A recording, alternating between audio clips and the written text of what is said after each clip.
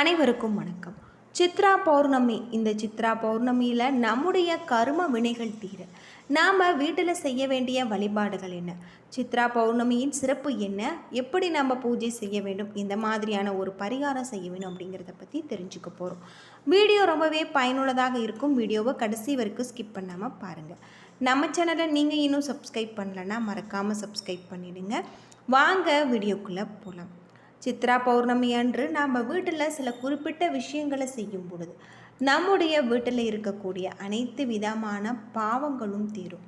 அது மட்டும் இல்லாமல் நம்முடைய கர்ம வினைகள் தீர நாம் சித்ரா பௌர்ணமி நாட்களில் இது போல் செய்வது ரொம்பவும் நல்லது.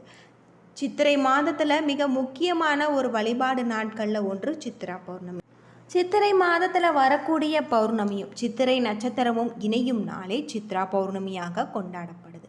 இந்த நாட்களில் நாம் செய்யக்கூடிய நம்முடைய வழிபாடு நம்முடைய தலையெழுத்தையும் கர்ம வினைகளை குறித்து தலையெழுத்தை மாற்றும் அப்படின்னு சொல்லப்படுது. சித்திரை மாதம் என்றாலே அது புது பொலிவுக்கான ஒரு மாதம்.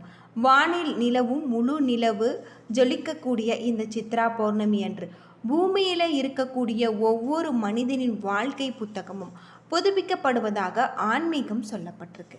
2026ஆம் ஆண்டு மே 1ஆம் தேதி வரை இருக்கும் இந்த அற்புத நாட்களில் நம்முடைய கர்ம வினைகள், அதாவது நம்முடைய கர்ம வினைகளை குறித்து நம்முடைய வாழ்க்கையில் நல்ல ஒரு மாற்றத்தை ஏற்படுத்தும் அப்படின்னு சொல்லப்படுது.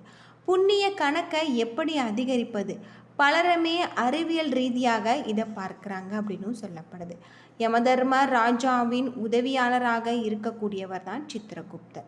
நாம் செய்யக்கூடிய ஒவ்வொரு சிறு செயல்களையுமே துல்லியமாக கணக்கெடுக்கக்கூடியவர் சித்திரகுப்தர். இந்த சித்திரம் என்றால் படம், குப்தன் என்றால் மறைந்திருப்பவர், அதாவது கண்ணுக்கு தெரியாமல் நம்முடைய நிழலை போலவே நாம் செயல்களை பதிவு செய்வார். சித்ரா பௌர்ணமி சித்திரகுப்தர் அவதரித்த தினமாக கருதப்படுது. மனிதர்களுடைய பாவ புண்ணியங்களை கணக்கெடுப்பதற்காக பிரம்மா தனது சக்தியை கொண்டு உருவாக்கியவர் தான் சித்திரகுப்தர். சித்ரா பௌர்ணமி என்று இவரை வழிபடுவது நம்முடைய பழைய பாவ மூட்டைகளை கரைத்து நல் வாழ்க்கைகளை தொடங்க செய்யும் ஒரு அற்புதமான நாளாக இருக்குது அப்படின்னே சொல்லலாம். பொதுவாக கோவிலுக்கு சென்று வழிபடுவதை காட்டிலுமே சித்ரா பௌர்ணமி அன்று நம்முடைய வீட்டில் வழிபடுவது சிறப்பான முறை. சித்ரா பௌர்ணமி என்பது சூரியன் சந்திரன் என இரு பெரும் சக்திகளும் தங்களின் முழு ஆற்றல்களை திகழக்கூடிய ஒரு நாள். அன்று மாலை சந்திரன் உதயமாவதும் ஒரு பாத்திரத்தில் தண்ணீர் ஊற்றி அதில் தெரியும் நிலவின் விண்மத்தை பார்த்து வணங்குங்கள். பின் அந்த தண்ணீரை செடிகளுக்கு ஊற்றி விடலாம். இது மனக்குழப்பத்தை நீக்கி தெளிவை தரும். சித்திரை மாதத்தில் வரக்கூடிய இந்த சித்ரா பௌர்ணமி வானியல் ரீதியாகவும் ஆன்மீக ரீதியாகவும் ஒரு அதிசயமான ஒரு நாள்.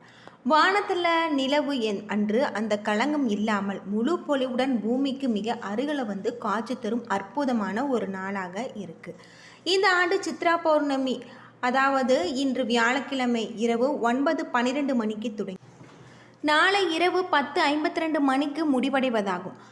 சந்திரனும் சூரியனும் முழு பலன் பெற்று விளங்கும் இந்த நாட்களில் இறைவனை வழிபட்டார் வாழ்க்கையில் பெரும் மாற்றங்கள் உருவாகும். மற்ற மாதங்களில் வரக்கூடிய பௌர்ணமிகளில் சித்ரா பௌர்ணமி நாளில் நாம் பாவ புண்ணியங்களுக்கு ஏற்படக்கூடிய நிறைய பலன்கள் கிடைக்கும்.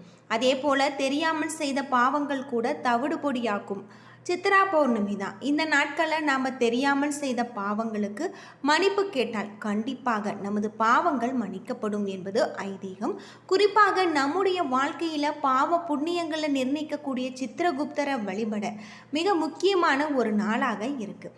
இவர் ஆச்சரியப்படத்தக்க முறையில் கணக்குகளை எழுதி ரகசியமாக காப்பாற்றுவதால் சித்திரகுப்தன் எனப்படுறார்.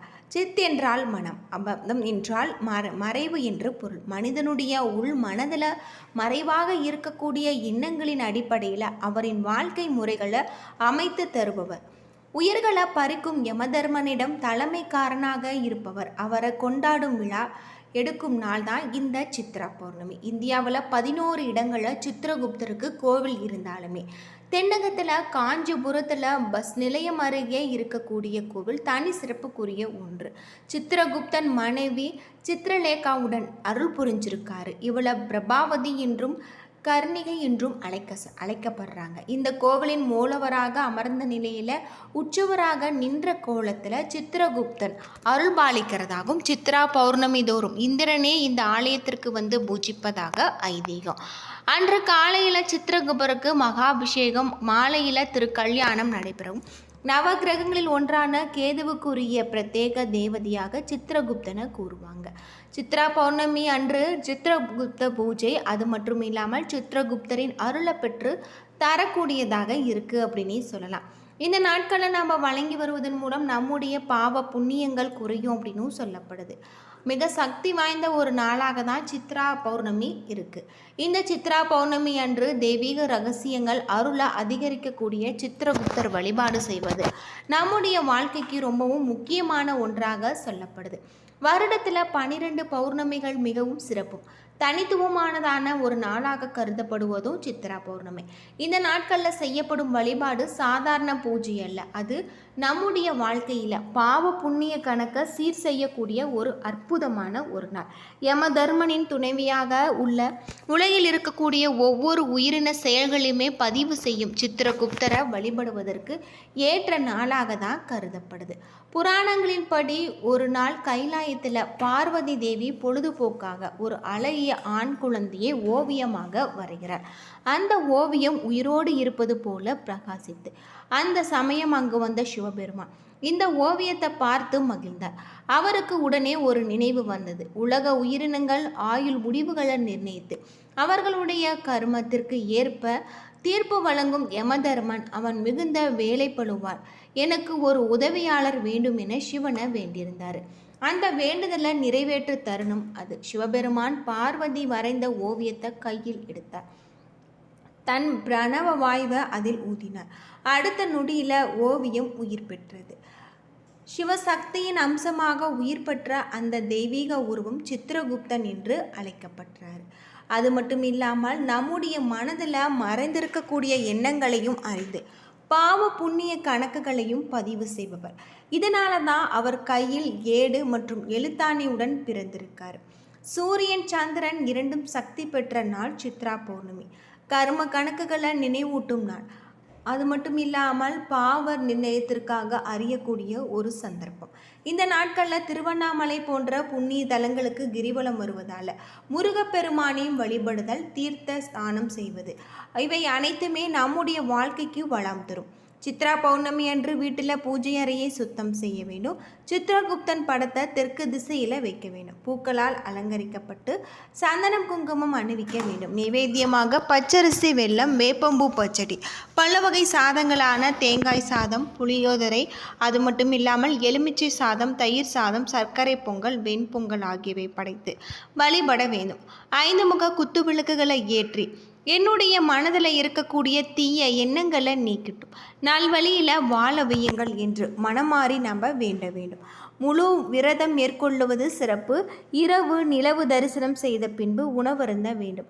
இது மன கட்டுப்பாட்டையும் பக்தியையும் வளர்க்கும் வழிபாடு. அது மட்டும் இல்லாமல் சித்திரகுப்தனுக்கு தனி கோவில் உள்ள அழகிய தலமான காஞ்சிபுரத்தில் இருக்கக்கூடிய கோவிலுக்கு சென்று வழிபட்டு வருவதும் இன்னும் சிறப்பு. திருவண்ணாமலை, அருணாச்சலேஸ்வர் கோவில் போன்ற தலங்களில் சென்று வழிபடுவது சிறப்பு. இந்த தலங்களில் சித்ரா பௌர்ணமி என்று தரிசனம் செய்தால் பாவ நிவர்த்தி, ஆயுள் விருத்தி, மன அமைதி ஆகியவை கிடைக்கும். சித்திரகுப்தருக்கு படைத்த நெய்வேத்தியத்தை பசித்தோருக்கு பகிர்ந்து கொடுத்து நாம் இது உண்மையான ஒரு புண்ணியமாக இருக்குது அப்படின்னு சொல்லலாம். என்ன நண்பர்களே, இந்த வீடியோ உங்களுக்கு பயனுள்ள ஒரு தகவலை தந்திருக்கும்னு நினைக்கிறேன். வீடியோ பிடிச்சிருந்தால் லைக் பண்ணுங்கள், ஷேர் பண்ணுங்கள், கமெண்ட் பண்ணுங்கள். நம்ம சேனலை சப்ஸ்கிரைப் பண்ணணுன்னா மறக்காமல் சப்ஸ்கிரைப் பண்ணிவிடுங்க. நன்றி நண்பர்களே.